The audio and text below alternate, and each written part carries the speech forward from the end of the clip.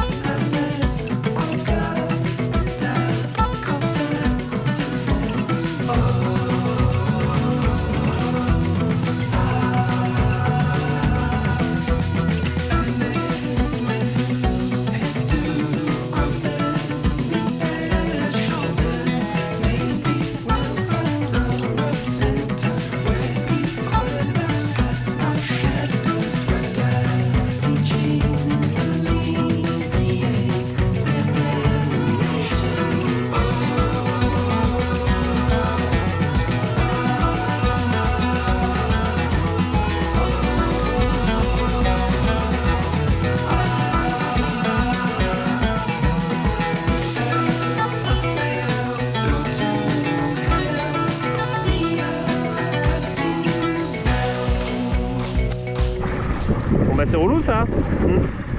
Bon gros paquet d'algues. Bon, option 1 plonger, option 2 retenter une marche arrière. Ouais. Option 3 peut-être plomber la corde à... si on fait une corde à nœud, un peu plomber et à l'arrêt. Soit la faire à l'arrêt, juste à faire plomber, ça devrait peut-être marcher. Ouais, et pour les... Parce que tu sais le voile de quille sur les P2, il est un peu incurvé comme ça, et le bulbe il dépasse pas à l'avant. Ouais. Par contre tu la plonges avec quoi la corde à nœud? Ouais, c'est pas faux. On est reparti, une vitesse tout à fait normale et réglementaire même on pourrait dire.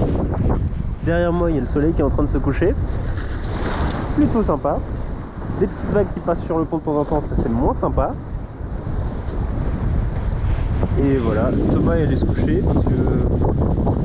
Alors du coup il a plongé, en fait en plongeant il s'est rendu compte que toutes les algues étaient déjà parties.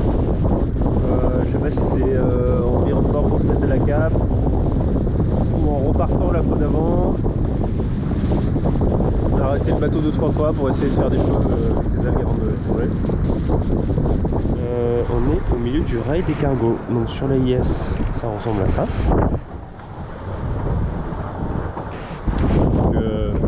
Il y a toute la flotte des mini qui va vers le nord, et puis il y a plein de cargos qui vont soit vers l'est soit vers l'ouest en gros. On est arrivé en Angleterre, wouhou! Ça c'est l'île de White. Trop cool. On est pas tout à fait à mi-parcours encore. On passe tout près d'un petit cargo. Petit cargo de 275 mètres de long à peu près.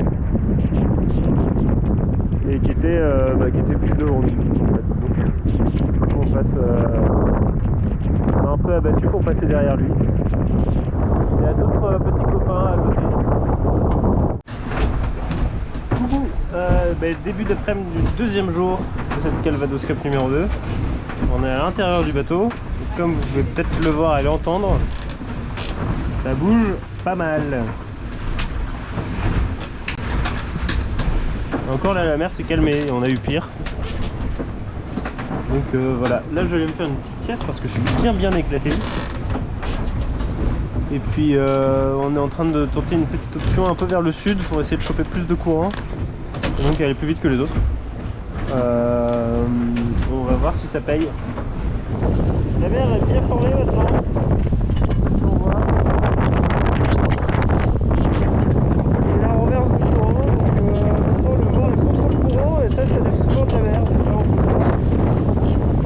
C'est bien dégueu.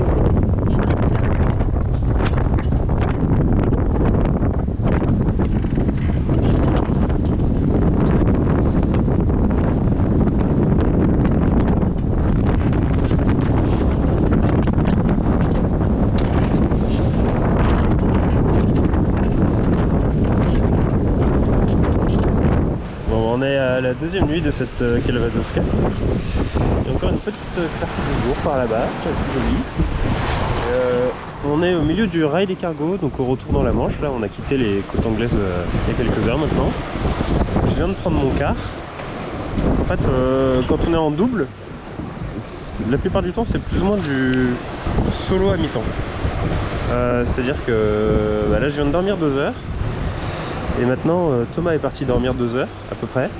C'est pas à la minute près, hein, mais ouais, on fait 2 heures, 2 heures et demie, quelque chose comme ça. Voilà. Et sinon, je vais vous montrer quelque chose.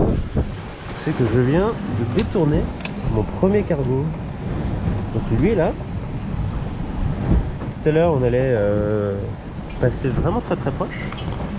Et du coup, je les ai appelés à la radio. Je leur ai gentiment demandé s'ils pouvaient aller un tout petit peu sur leur tribord pour bien passer loin derrière moi et que j'ai pas à m'en soucier. Et ils ont dit oui. Donc voilà, avec notre petit bateau de 6,50 m, on a détourné un cargo de, je sais plus quelle taille, 274 mètres. Moi je trouve ça beau. Voilà. Hey, pour une fois c'est pas un coucher, c'est un lever de soleil que je filme. Regardez-moi ça. Toujours en Manche. On n'a pas encore passé la deuxième moitié du rail de cargo. En fait on a l'impression que le bateau avance assez vite. Mais sur le fond on avance pas très vite parce qu'il y a pas mal de courant. Genre là on vient de faire un surf à waouh 5 nœuds 5 sur le fond.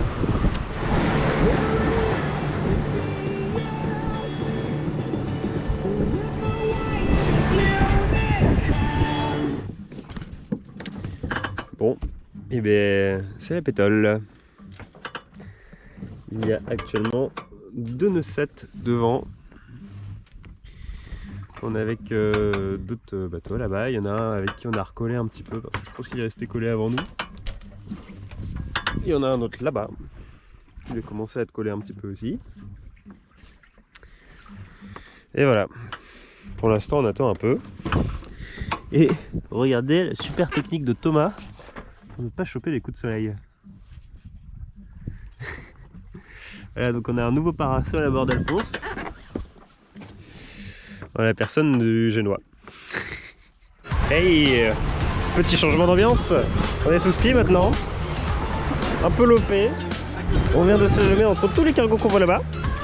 Et là, on est pas loin de l'arrivée du tout. On est à 8000, donc on est là. On arrive dans une petite heure, je pense. Une grosse heure, pardon. Une grosse heure. Bon, ben voilà. On est arrivé. On est au mouillage avec tous les autres bateaux. Alors attends, pourquoi? Voilà.